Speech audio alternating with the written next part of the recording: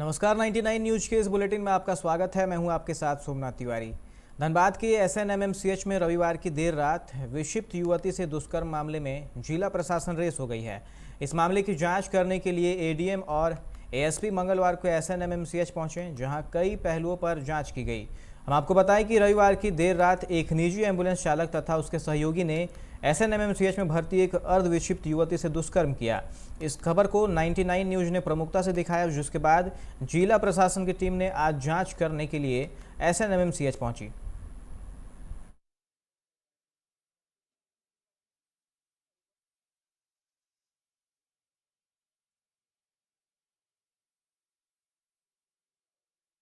आलोक वहीं सिक्योरिटी का एक ऑडिट के लिए हम लोग को डीसी सर की तरफ से आदेशित था, जिसमें मैं सदर एसडीएम और एएसपी साहब के साथ में हम लोगों ने पूरे क्षेत्र का ही जो एसएनएमएमसीएच मेडिकल कॉलेज के अंदर का पूरा रास्ता हम लोगों ने देखा और जहाँ जहाँ मेजर लैप्सेस लग रहे हैं उसको हम नोट आउट करें और उसका डिटेल बना के हम लोग एक रिपोर्ट सबमिट करेंगे। उम्मीद करेंगे इस चीज़ को हम लोग रेक्टिफाई करें। सर, इसमें देखा गया है जो अस्पताल प्रबंधन की लापरवाही है, जो कि रात की बात है, वहाँ जहाँ हवलदार रहते हैं का होमगार्ड रहते हैं, हॉस्पिटल का स्टाफ रहता है, बावजूद उसके यूसी को निकाल के बाहर ले जाया गया। ये घटना बड़ा शर्मनाक है और कहीं ना कहीं लैप्सेस हुआ है, उस चीज़ को हम लोग आइडेंटिफाई कर रहे हैं। रिपोर्ट बनेगा तो ऑफिस में एम्बुलेंस जितने थे वो नहीं लग रहे थे, पर उसके पहले वर्षों से यहाँ पे एम्बुलेंस लगा करते थे। आपके सुपरिटेंडेंट ने कुछ ऐसा बता दिया था कि यहाँ पे प्राइवेट एम्बुलेंस नहीं लगेंगे, चूँकि हमारे कोरोना का भी समय था तो हमारे रेड क्रॉस की गाड़ियाँ लग रही थी। चूँकि प्राइवेट एम्बुलेंस के लिए जहाँ लगने की कोई जगह नहीं थी, मरीजों को काफ़ी दिक्कतें हो रही थी, तो पता नहीं उसके बाद इस कोरोना काल में लोगों ने अलाउ किया है कि कहीं कोई लिखित उखित आदेश है नहीं, वो एक अलग विषय है। लेकिन अभी है कि यहाँ जो घटना घटी है वो सच में बड़ा शर्मनाक है, हम लोगों के लिए भी और जो यहाँ की हॉस्पिटल और मैनेजमेंट है उसके लिए भी। तो उसी चीज़ों को हम लोग देख रहे हैं कि इसको और कैसे स्ट्रेंथन कर सकते हैं हम लोग। जो चीज़ें एडीएम सर ने बताया वो रियली बहुत कंसर्न रेज हुआ है कि हॉस्पिटल और हम लोग मिल के उसको कैसे चेक करते हैं। तो आने वाले दिनों में हम लोग और बेहतर। धनबाद के बहुचर्चित एसएनएमएमसीएच दुष्कर्म मामले में सिटी एसपी ने मंगलवार को प्रेस वार्ता कर आरोपी संजय दास की गिरफ्तारी की पुष्टि की है। उन्होंने कहा कि दुष्कर्म मामले में आरोपी संजय दास को पुलिस ने त्वरित कार्रवाई करते हुए विशेष टीम गठित कर गिरफ्तार कर लिया है और उसे जेल भेजने की प्रक्रिया की जा रही है।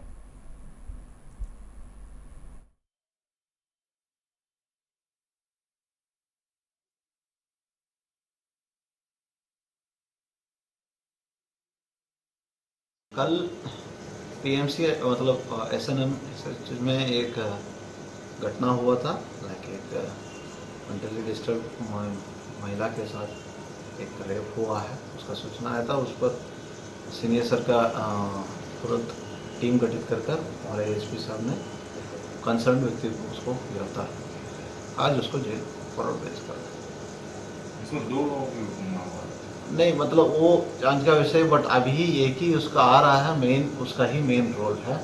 और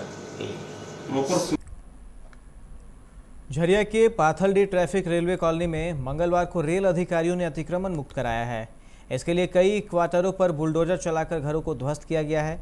रेल प्रशासन की इस कार्रवाई से लोगों में काफ़ी रोष है। बताया जा रहा है कि कई सालों से यहाँ लोग रेलवे के क्वार्टरों पर अवैध कब्जा कर रह रहे थे। रेलवे अधिकारी कई बार इन्हें अतिक्रमण मुक्त करने का आदेश दिए, बावजूद कोई हटना नहीं चाह रहा था। इसलिए आज अधिकारियों ने 60 क्वार्टरों को ध्वस्त कर दिया।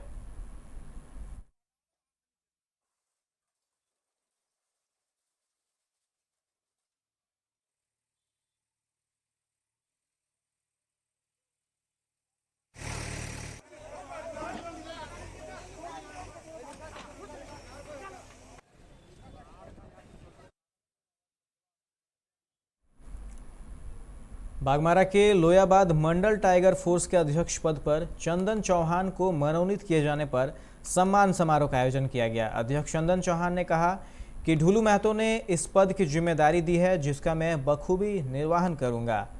टाइगर फोर्स के सिद्धांत के अनुसार जरूरतमंद असहायों की मदद के साथ साथ अपने चौहान समाज का भी हर संभव विकास करूंगा। समारोह में चौहान समाज के रचनात्मक नोनिया संयुक्त संघ सहित कई संगठनों के पदाधिकारी और समाज से जुड़े कई मजदूर यूनियन प्रतिनिधि मौजूद थे।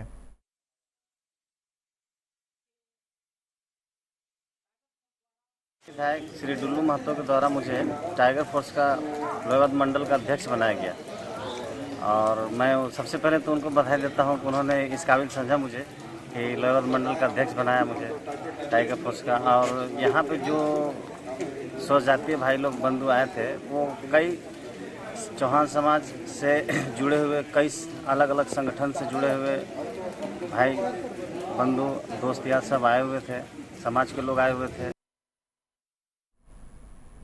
बागमारा के महुदा मोड़ में मंत्री हफीजुल हसन के पहुंचने पर झारखंड मुक्ति मोर्चा के कार्यकर्ताओं ने स्वागत किया।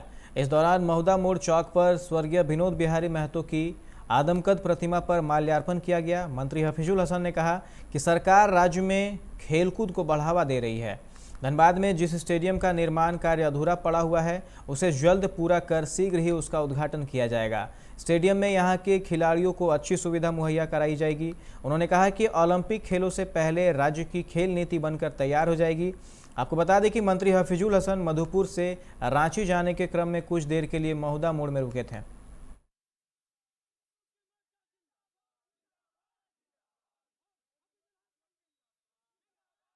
बहुत जल्दी हम वहाँ का स्टेडियम के बारे में बात भी किए हैं।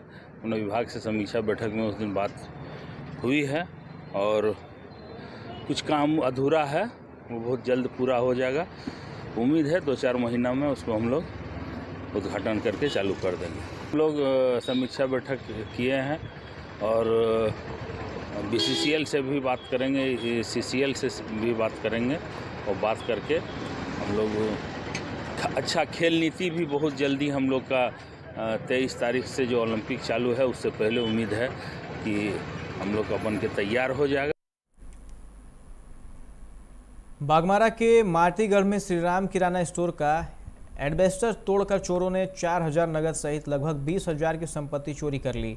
भुक्तभोगी दुकानदार रंजीत चौहान ने कहा कि 4,000 नगद सहित 20,000 का सामान की चोरी हुई है, जिसकी सूचना बागमारा थाने को दे दी गई है। पुलिस बैंक में लगे CCTV फुटेज की जांच कर रही है।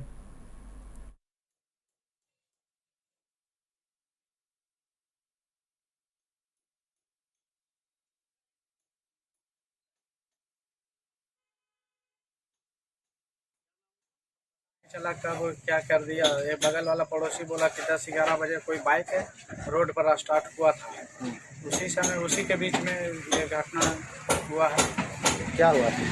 सब दुकान का कैश लेके चला गया और पोस्टली सामान लेके चला गया, जैसे हॉर्लिक्स हो गया, च्यवनप्राश हो गया, वेराइटी का दूध हो गया, हिंदू लेखा बड़ा वाला है जिसका 450 प्रिंट है, हिंदू लेखा भी सब सारा सामान लेके चला। कैश 4,000 लेके। बागमारा के BCCL ब्लॉक 2 के मधुबन कोल वासरी में मंगलवार को बिहार कोलियरी कामगार यूनियन ने वासरी परिसर में निरसा के पूर्व विधायक सह JBCCI सदस्य अरूप चटर्जी के सम्मान में एक स्वागत समारोह का आयोजन किया। इस दौरान मजदूरों ने उन्हें माला पहनाकर स्वागत किया। अरूप चटर्जी ने कहा कि प्रबंधन BCCL को निजीकरण के रास्ते पर ले जाने का प्रयास कर रही है। उन्होंने कहा कि JBCCI की बैठक 17 तारीख को रखी गई है, जिसमें मजदूरों की समस्याओं को उठाया जाएगा।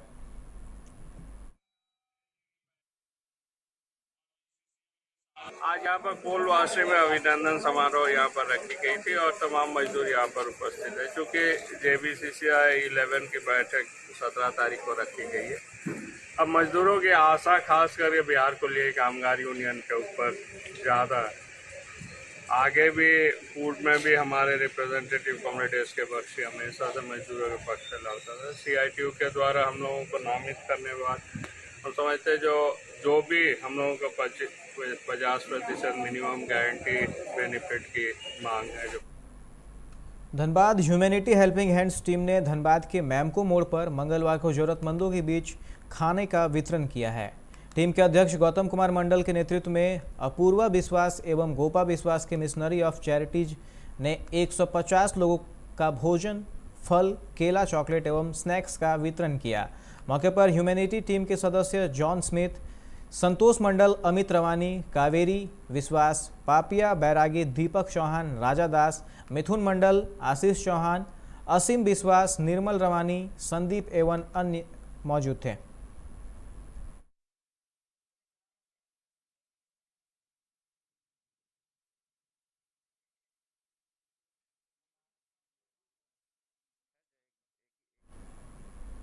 लोयाबाद कनकनी कॉलोनी के रोशन चौहान के हत्यारों की गिरफ्तारी की मांग को लेकर मंगलवार को मृतक की मां के नेतृत्व में दर्जनों महिलाओं ने रणधीर वर्मा चौक पर एक दिवसीय धरना दिया। महिलाओं ने जस्टिस फॉर रोशन का बैनर हाथ में लिए प्रदर्शन कर रही थी। मृतक रोशन चौहान की मां रीता देवी का कहना है कि लोयाबाद पुलिस हत्या की जांच में लापरवाही बरत रही है। कई आरोपी अब भी स्वतंत्र घूम रहे हैं। उन्होंने कहा कि इस घटना को सुनियोजित तरीके से एक षड्यंत्र के तहत अंजाम दिया गया था। पुलिस सभी आरोपियों पर कड़ी कार्रवाई करे। मालूम हो कि लोयाबाद कनकनी कॉलोनी में नाले विवाद को लेकर एक पक्ष ने विरोध किया तो दूसरे पक्ष पर हरवे हथियार से लैस होकर हमला कर दिया था, जिसमें रोशन चौहान नामक युवक की मौत हो गई थी।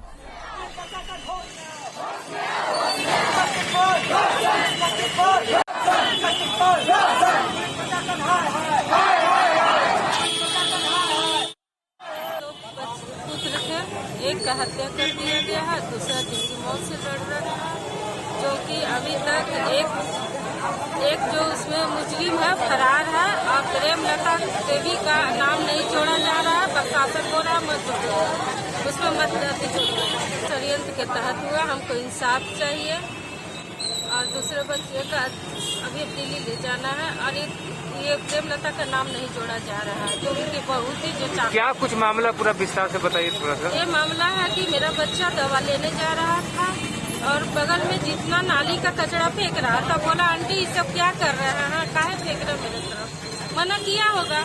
बस इतने में उन लोग का किया, घेर करके और बुरी तरह से चाकू से मारा गया। दूसरा बेटा जो था उसको भी चाकू से 8 चाकू मारा गया और मेरे पर भी वार किया और चारों तरफ से पूरा फैमिली एकजुट होकर के षड्यंत्र रच करके जेईई मेंस की परीक्षा तिथि घोषित होने के बाद से कयास लगाए जा रहे थे कि जल्द ही नीट टेस्ट की तिथि भी जारी हो जाएगी। केंद्रीय शिक्षा मंत्री धर्मेंद्र प्रधान ने ट्वीट कर बताया कि 12 सितंबर को नीट का आयोजन होगा। मंगलवार शाम 5 बजे नेशनल टेस्टिंग एजेंसी यानी एनटीए की वेबसाइट पर परीक्षा कार्यक्रम देखा जा सकेगा। इससे पहले यह परीक्षा 1 अगस्त को होनी थी। परीक्षा में जेईई मेंस की ही तरह कोविड-19 प्रोटोकॉल का पूरा ख्याल रखा जाएगा। सभी छात्रों को सेंटर पर ही फेस मास्क उपलब्ध कराए जाएंगे। इसके अलावा प्रवेश एवं निकास के टाइम स्लॉट निर्धारित होंगे।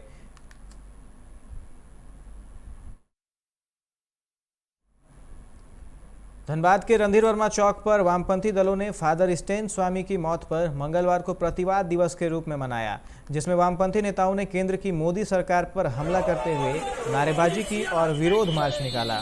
वामपंथी नेताओं ने बताया कि फादर स्टेन स्वामी की मौत बेहद दुखदायी है। उन्होंने सभी राजनीतिक बंदियों की रिहाई समेत कई अन्य मांगों पर अविलंब कार्रवाई किए जाने पर जोर दिया।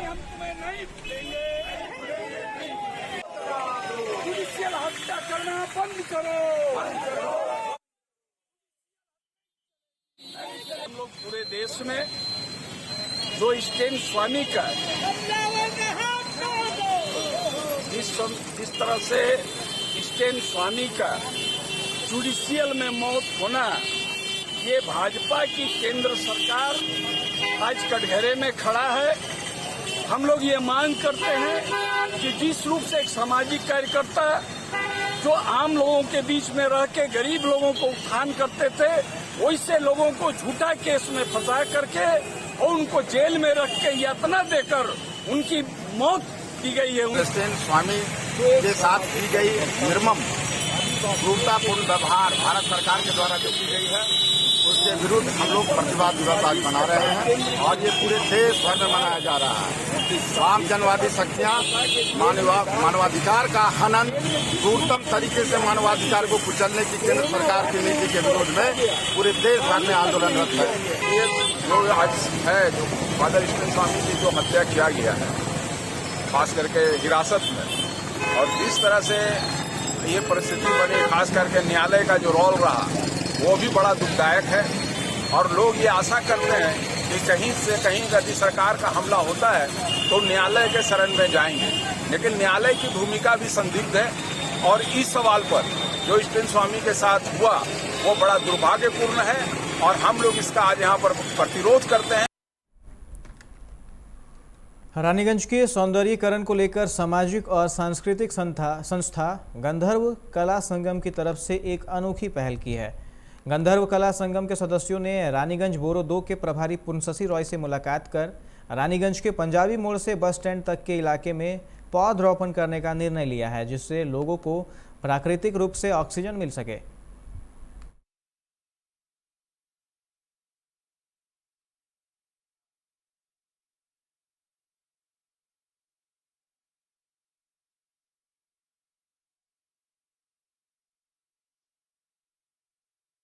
মানে beautification of Raniganj. Raniganj is a heritage town. তো তার জন্যে আমরা একটা পদক্ষেপ নিয়েছি যে রানীগঞ্জের যে এন্ট্রেন্সটা সেটাকে আমরা ধীরে ধীরে পাঞ্জাবি মোড় টু স্টেশন পর্যন্ত দুধারে ফক্সটেল যে গাছটা, ফক্সটেল পাম ট্রি, ওই পাম ট্রি আমরা দু সাইডে আমাদের যে ফুটপাথ অলরেডি আমাদের বড় অফিস থেকে এএমসি থেকে যে করে দেওয়া হয়েছে তার ধারে ধারে ধারে ধারে আমরা এটা মানে লাগাবো। ভালো উদ্যোগ এই গন্ধর্ব কলা সঙ্গমের পক্ষ থেকে নেওয়া হয়েছে। আজকে তাদের যিনি এই সংস্থার সভানেত্রী শাশ্বতী চট্টোপাধ্যায় মহাশয়ের নেতৃত্বে কয়েকজন এসেছিলেন। রানীগঞ্জ একটা পুরনো শহর এবং রানীগঞ্জের একটা ঐতিহ্য আছে। এই গন্ধর্ব কলা সঙ্গমের পক্ষ থেকে যে কর্মসূচিটা তারা গ্রহণ করেছে যে রানীগঞ্জকে যদি সুন্দর করতে হয় তাহলে বৃক্ষরোপণ দিয়ে শহরটাকে আগে সাজাতে হবে, সেই মতন তারা আমাদের কাছে আজকে এসে লিখিত আকারে আবেদন করেন যে আমরা এই কাজ করতে চাই এবং রানীগঞ্জ শহরটাকে সুন্দরভাবে গাছ দিয়ে সবুজ আয়নের মধ্যে রানীগঞ্জের মানুষকে আমরা একটা সুন্দর উপহার দিতে চাই এই সংস্থার পক্ষ থেকে। पश्चिम बर्धमान के कई क्षेत्रों में मां विपत्तारिणी की पूजा की गई। हर मंदिर में कोरोना के नियमों का पालन करते हुए मां विपत्तारिणी की पूजा श्रद्धा के साथ की गई। इस पूजा में 13 तरह के फलों का उपयोग किया जाता है। मान्यता है कि जो भी सच्चे मन से मां विपत्तारिणी की पूजा करते हैं उनकी हर मनोकामना पूरी होती है और उनके परिवार की हर मुसीबत में रक्षा होती है।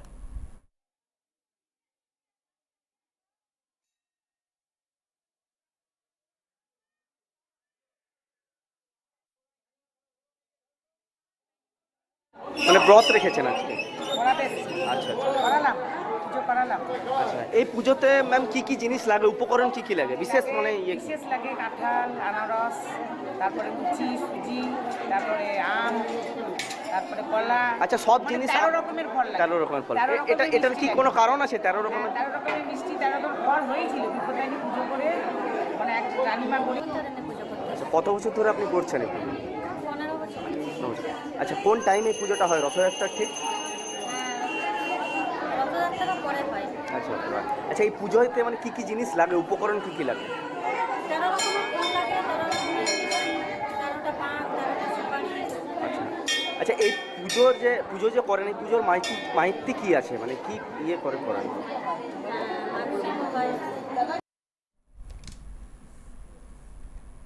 गुमला जिले में नक्सल अभियान के दौरान कोबरा बटालियन का एक जवान घायल हो गया है। बताया गया कि जिले के कुरुमगढ़ थाना क्षेत्र के मरवा जंगल में माओवादियों के द्वारा लगाए गए आईडी की चपेट में आने से जवान घायल हो गया। घायल जवान को एयरलिफ्ट कर रांची लाया गया है। उसके बाद जवान को हेलीकॉप्टर से लाने के बाद अस्पताल ले जाया गया। इसके पूर्व जवान को ले जाने के लिए रांची के खेलगांव स्थित हेलीपैड के पास पुलिस पूरी तैयारी के साथ मौजूद थी। यहां एम्बुलेंस भी खड़ी थी। जवान के यहां पहुंचने के बाद एम्बुलेंस से उसे सीधे अस्पताल ले जाया गया।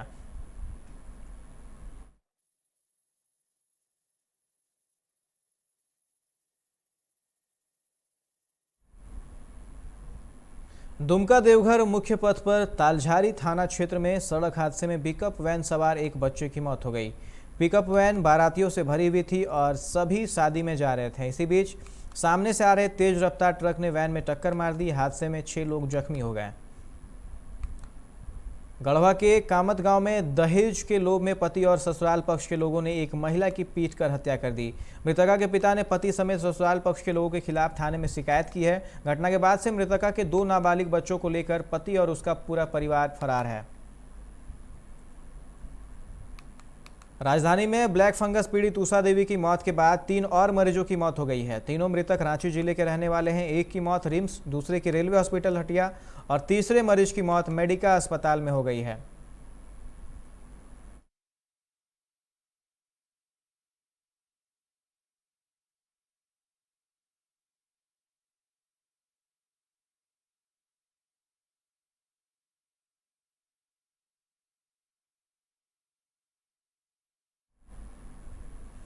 पूर्वी सिंहभूम में कोरोना संदिग्ध 4,461 लोगों की जांच हुई, जिसमें 10 नए संक्रमित मिले। सबसे अधिक मानगो, कदमा, घाटशिला में 2 मरीज मिले।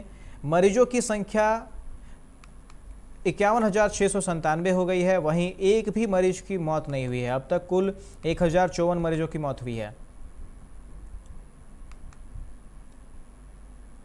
झारखंड के नवनियुक्त राज्यपाल रमेश बैस आज शाम 5:40 पर रांची पहुंचेंगे। रांची एयरपोर्ट पर मुख्यमंत्री हेमंत सोरेन, तमाम मंत्री, मुख्य सचिव सुखदेव सिंह, राज्यपाल के अपर मुख्य सचिव शैलेंद्र कुमार सिंह, कैबिनेट सचिव वंदना दालेल, डीजीपी नीरज सिन्हा उनकी अगुवाई करेंगे। तय कार्यक्रम के अनुसार नवनियुक्त राज्यपाल को रांची एयरपोर्ट पर गार्ड ऑफ ऑनर दिया जाएगा। इसके बाद वो सीधे राजभवन आ जाएंगे। 14 जुलाई को वे राजभवन के बिरसा मंडप में पद एवं गोपनीयता की शपथ लेंगे। झारखंड उच्च न्यायालय के मुख्य न्यायाधीश डॉक्टर रवि रंजन उन्हें शपथ दिलाएंगे। इस बुलेटिन में फिलहाल इतना ही। तमाम खबरों के लिए आप देखते रहें 99 न्यूज। नमस्कार।